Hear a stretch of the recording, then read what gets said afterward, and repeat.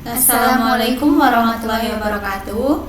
Di sini kami dari kelompok 1 akan menjelaskan secara singkat mengenai konsep utama dalam konseling catur murti. Nah, kami beranggotakan yang pertama ada saya sendiri, Afi Lutfianti, kemudian ada teman saya Dan saya Elvandasi Mahirawati. Dalam konseling catur murti, komponen manusia itu ada 4. Yang pertama pikiran, yang kedua perasaan, yang ketiga perkataan, dan yang terakhir ada perbuatan.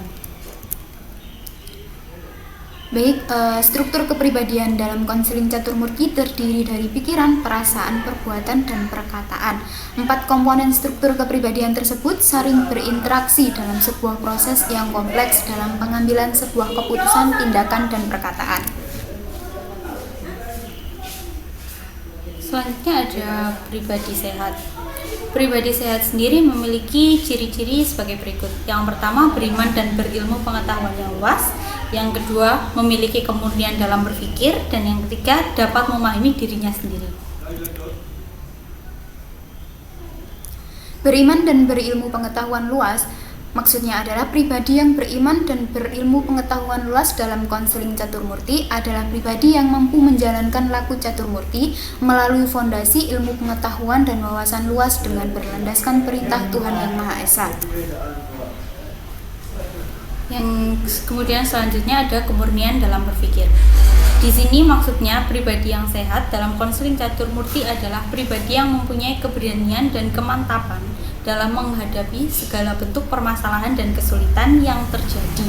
Ing dunya mung kebak kangelan, sing sopo gelem kangelan ojo ono ing dunya.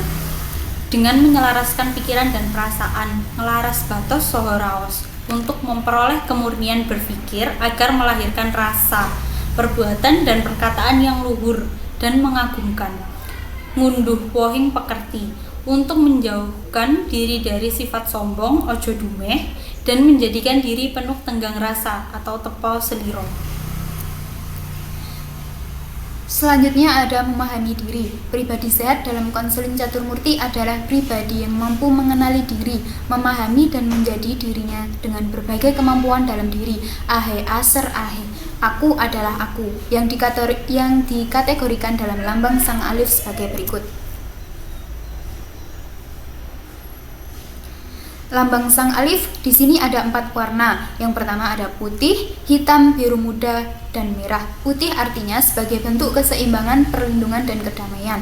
Hitam sebagai bentuk pengendalian diri, kestabilan, netral, kekuatan yang hening. Biru muda sebagai bentuk kreativitas, spiritual, surgawi, kebenaran, daya penyembuh batin dan jasmani, serta daya menyejukkan. Merah sebagai bentuk sesuatu yang punya daya hidup, kelestarian, kekuatan untuk melindungi serangan yang akan menempa jasmani dan rohani, serta memperlancar peredaran darah dan keberanian. Kemudian ada pribadi tidak sehat. Pribadi tidak sehat di sini maksudnya dalam konseling catur murti adalah pribadi yang tidak mampu menyelaraskan pikiran dan perasaan atau ngelaras batos soho raos. Pribadi tidak sehat muncul dari pikiran jahat atau tidak benar sebagai bentuk ketidakmampuan seseorang dalam menyelaraskan pikiran dan perasaan yang berakibat timbulnya pencemaran diri yang meliputi kebencian, serakah, iri hati, fitnah, dan kebodohan. Secara visual, pribadi sehat dan tidak sehat dalam konseling catur murti akan digambarkan dalam peta konsep sebagai berikut. Ilustrasi struktur kepribadian manusia. Di sini individu yang menerima getaran jiwa dari panca indera akan menimbulkan adanya perasaan, keinginan dan pikiran. Nah, kemudian dari ketiga hal tersebut diselaraskan, menyelaraskan pikiran dan perasaan atau melaras batas soho raos. Apabila penyelarasan tadi berhasil, maka akan menimbulkan perkataan dan perbuatan yang benar dan mengagumkan, sehingga menimbulkan adanya kesunyatan sang alif atau damai dan tenang. Apabila penyelarasan tersebut tidak berhasil, maka akan timbul pikiran yang buruk. Dari pikiran buruk tersebut akan mendorong manusia untuk berbuat jahat. Juga berbuat jahat dan mudah terpengaruh kebencian, kemarahan, kedengkian, dan iri hati, sehingga mendorong manusia untuk berkata jahat.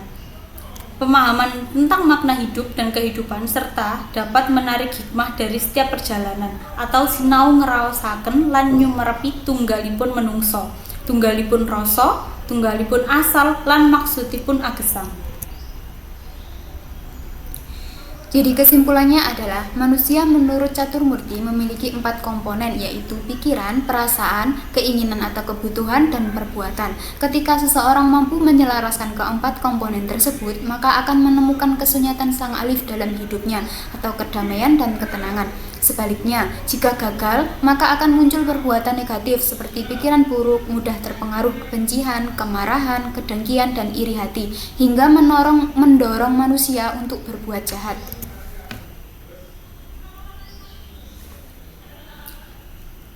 Dari sekian yang kami sampaikan tadi, kita ambil dari buku yang bersumber itu tadi. Kurang lebihnya kami mohon maaf. Sekian, terima kasih. Wassalamualaikum warahmatullahi wabarakatuh.